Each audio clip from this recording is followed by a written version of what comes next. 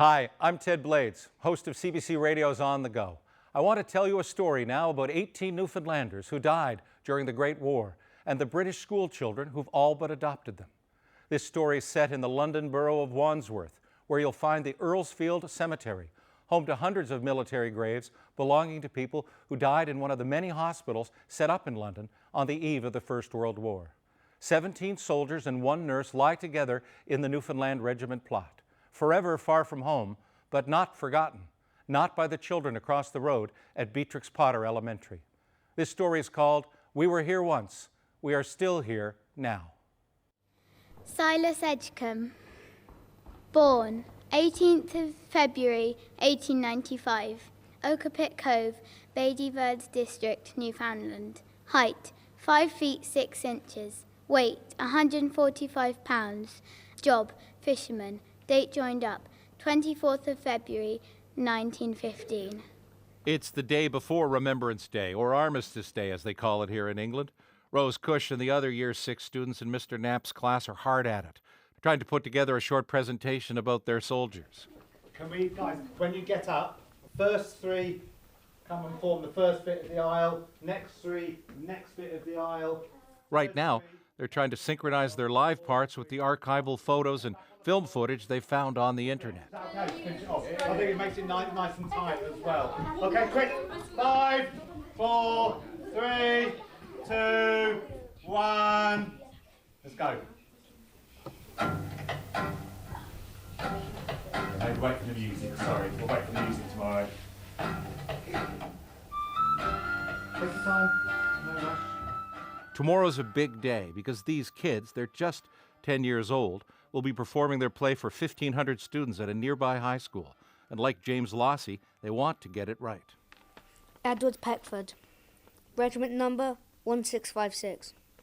1st of July 1916.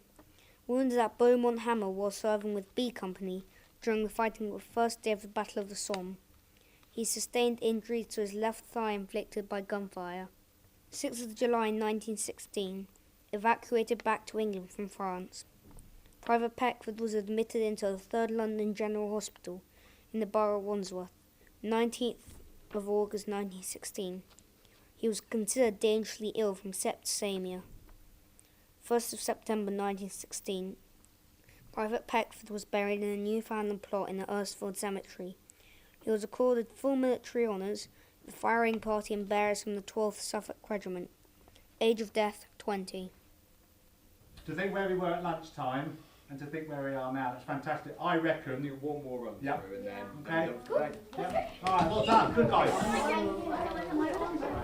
So, are you The students leave the classroom and tumble down the stairs into a corridor dedicated to the soldiers. There are reproductions of their enlistment papers posted on the walls, along with maps of the battlefields in France and black and white photographs from the Great War. And there's an old recruiting poster, too, for God, for King and Empire, for Newfoundland. On a table in the hall sit a series of scrapbooks, one for each of them. On the wall above the table, some color photos from a school trip to France a couple of years ago, to Beaumont Hamel, where the sign says 6 of our soldiers were wounded. And to think this connection between the living and the dead began by accident.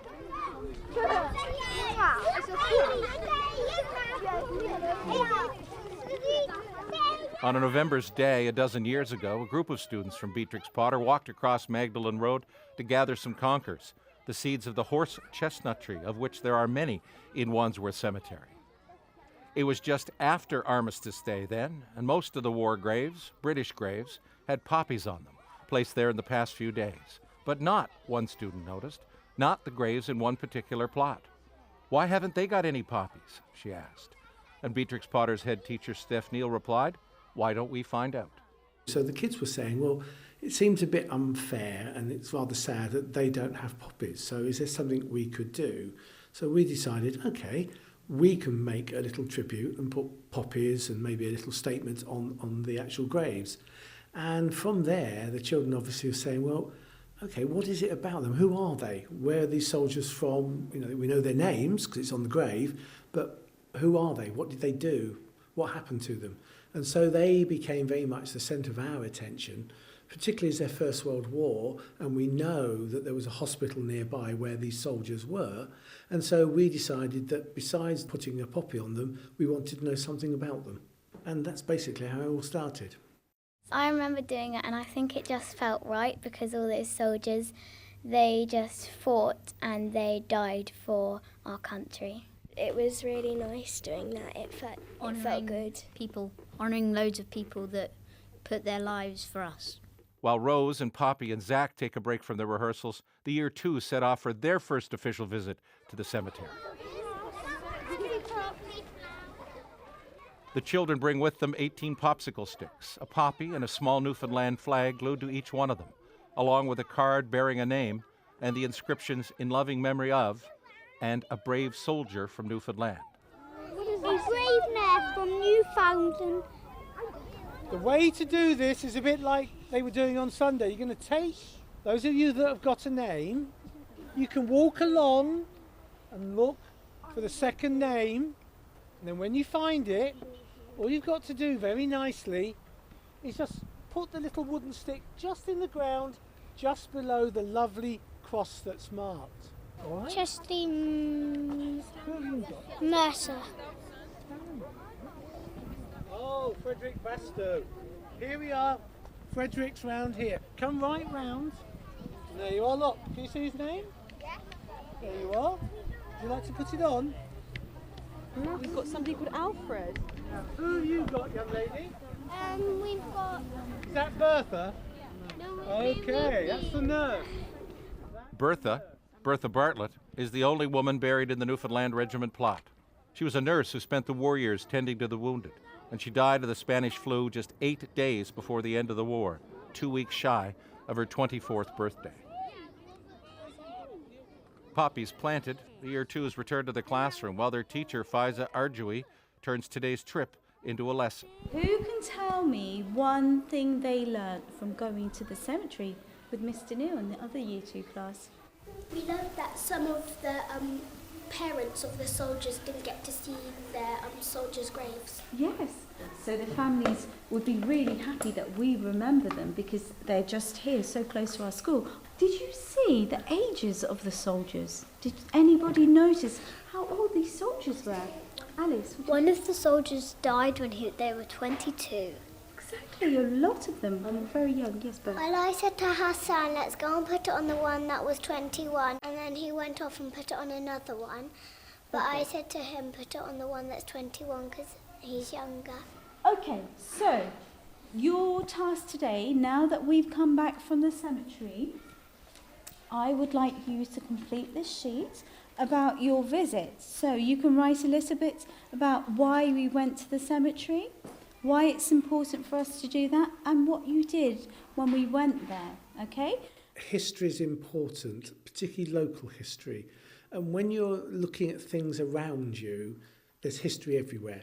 Because you knew somebody, although these soldiers, these Newfoundlanders, were wounded and died and are buried there, having their records and seeing their pictures changes the way the children view them because they are brought to life. And children rise to that. And it's really important they understand the past, and they can do that through somebody who was there, even though they're dead now. So to me, and also to the teachers at Beatrix Potter, finding those moments that actually bring to life something like history or geography, maths, English, whatever, is really vital.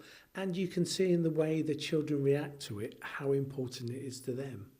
It's important to know their name, otherwise they'll be forgotten, and they're Newfoundland soldiers. They helped Britain win the war. They weren't just some random people who went into the war. They gave their lives to give us freedom.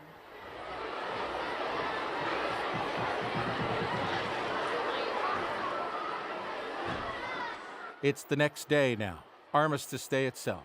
1,500 girls, almost the entire population of Birtwood, fill the school's massive auditorium. The lights go dim, and black and white images from the First World War begin to flicker across the screen above the stage. Beneath the pictures, the students from Beatrix Potter march on stage pretending to be the soldiers they've come here to talk about.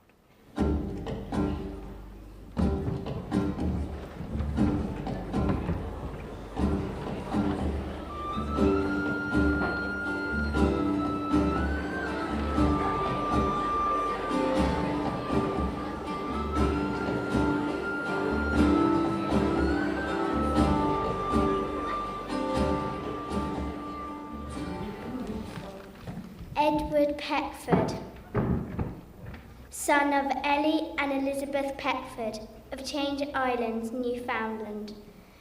Job, labourer. Height, 5 feet 9 inches. Siblings, 4 sisters. Religion, Church of England. Age of enlistment, 18. John Charles Edwards. Mother and father, one brother named Joseph Edwards, no wife. Occupation, painter. Rank, colonel.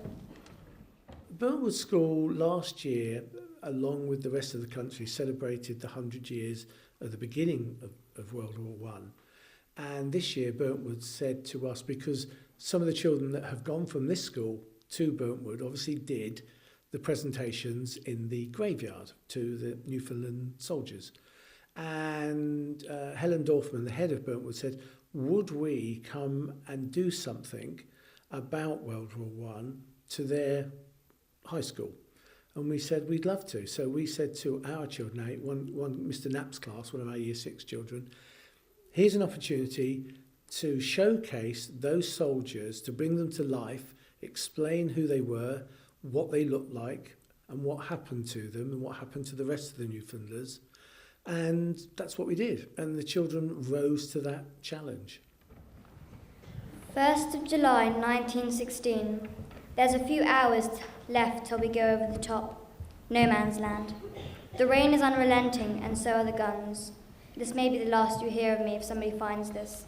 Now, the screen shows photos from 100 years ago of soldiers huddled in the trenches with pen and paper, while our young actors read excerpts from letters home they found online.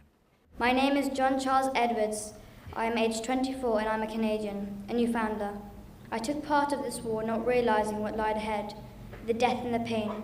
My closest friends are with me in this flooded and dirty trench. But now we may all die by running into certain death, just sprinting towards armed men with guns, ordered to kill you. It's stupid. I hope everyone makes it out alive.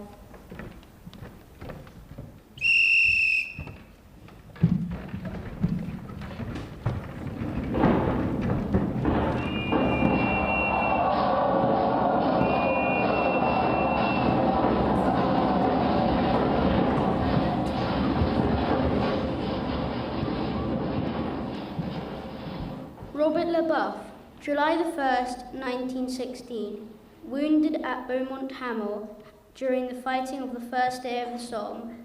8th July 1916, admitted into the Royal Victorian Hospital, Netley. August the 11th, 1916, died of his wound to the right thigh. August the 12th, 1916, buried in Wandsworth Cemetery. Age of death, 25. As Scott Benedict and James Lossy read aloud the soldiers' fates, the actors portraying them fall one by one.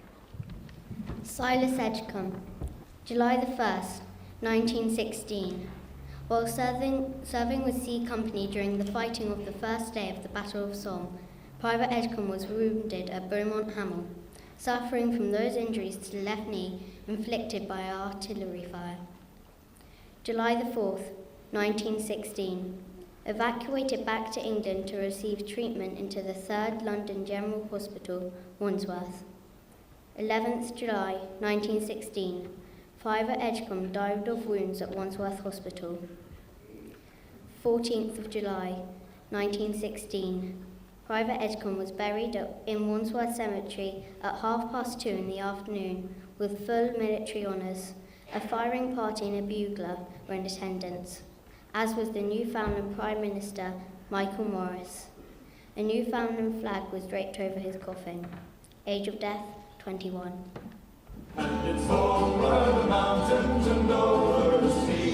Come brave Newfoundlanders and join the Blumentees. You'll fight the honey Flanders and at Gallipoli. Enlist your Newfoundlanders and come home.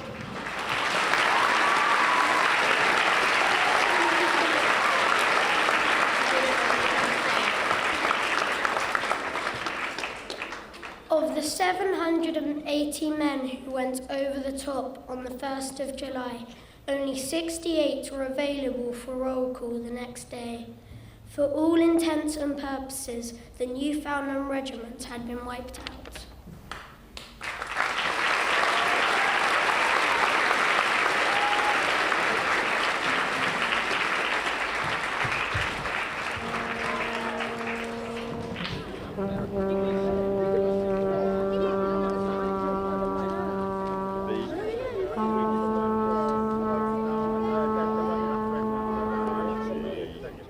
After their performance, the visitors from Beatrix Potter follow Burntwood's head teacher outside to that school's flagpole, where another set of poppies, each one again bearing the name of one of the Newfoundlanders, is planted in the lawn around the pole, as Burntwood student Rebecca Howe prepares to play the last post. I thought it was really moving but sweet at the same time. I thought they did a really good mix of putting a nice touch to it as well as the serious side to it, and I thought they presented it really well by giving names of individual people and that, so yeah. How old are you now? I'm 16. You are only 2 or 3 years younger than some of these soldiers who died. Yeah. What thoughts go through your head when you think of your age and the people you know, an older brother, an older sister? Well, I have an older sister and she's going to be 18 next year, and thinking of her going to war is ridiculous because she's just learning to drive, so it's like, it's crazy, but that's what makes it so commemorable, to say, you know, you were so brave to think that you could go out and fight for your country, and some of them did and some of them came home, a lot of them didn't, but the fact that at 18 years old they were considering going to fight for their country is something to be proud of, because what they did was really, really brave and really important to our history.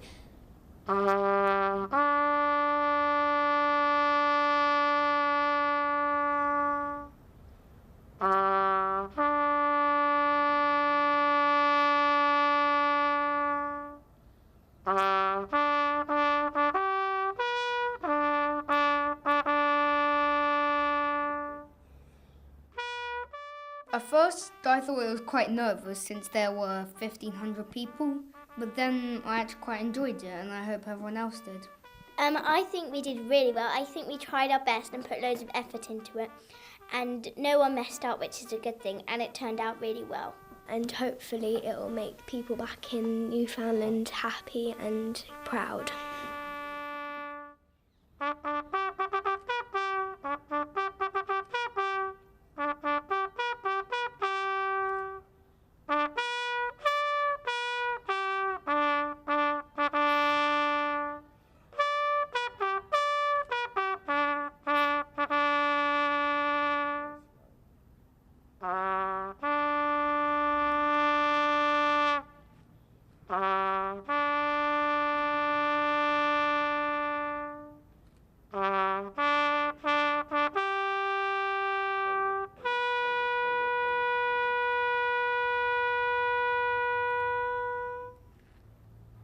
Back at Beatrix Potter, head teacher Steph Neal reflects on the day. He says the connection that's been made between his students and the Newfoundlanders across the road is as much about the future as it is about the past. We had a child who said, well, why do we have wars? I think, you know, if somebody could really answer that, it might actually stop wars. And I think it's understanding that wars are fought, and as a result, people get killed. And you hope that, you know, these children one day might become leaders. They might become people who can influence decision making.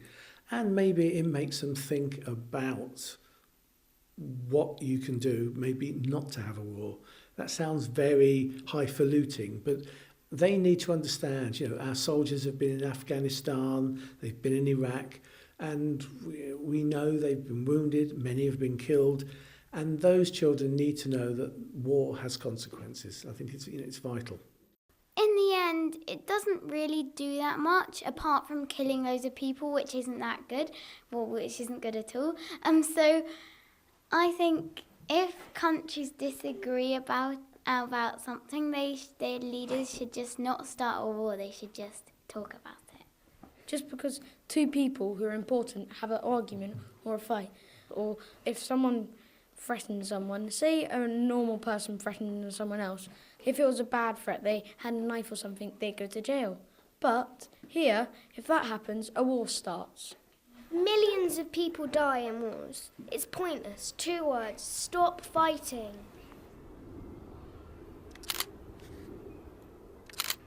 The next day, I returned to the Newfoundland plot, alone this time, to photograph the headstones. A cemetery maintenance van pulls up while I'm there. The young driver says hello and asks if I'm from Newfoundland. Says he's here to tidy things up a bit. I suggest that the graves look pretty well looked after already. Without hesitation, he replies, "It's the least we can do for these lot." Everyone should be so proud of them because They went out there and they fought and they lost their lives fighting for Britain and Serbia and the other countries. They helped us, and I think that's why we can't forget them, because they didn't just fight for their country, they fought for others too. I take a few more pictures and then I turn to go. Suddenly I'm aware of the sound of laughter. Children's laughter, drifting across Magdalen Road. The students at Beatrix Potter are playing out in the yard. Life goes on. The poppies the year twos planted the other day are starting to blow away in the November wind. But there will be new poppies next year, and the year after that. They had special sort of bandages, they look like, which they wrap round the bottom of their trousers to keep the mud from going in their boots. And the only colour they could find was blue. And so they got called the Blue Pooties.